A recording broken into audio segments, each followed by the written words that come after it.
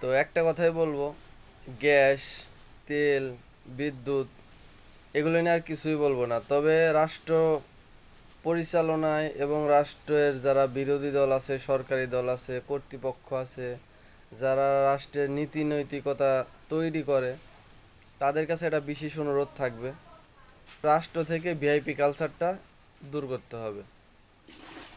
রাষ্ট্র থেকে VIP culture দূর করার মধ্যে অন্তত অন্তত দুইটা কাজ করতে হবে।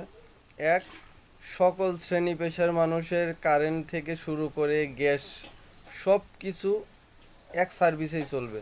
সাপোজ আমি একজন সাধারণ মানুষ, আমার যে সার্ভিসটা হয়, একজন মন্ত্রীরও সেম সার্ভিসটাই হতে হবে। আমার সন্তান যে সকল স্কুলে পড়ে, মানে সরকারি প্রাইমারি স্কুলে পড়ে, মন্ত্রীর সন্তানকেও সরকারি প্রাইমারি স্কুলে পড়ার ব্যবস্থা করতে হবে।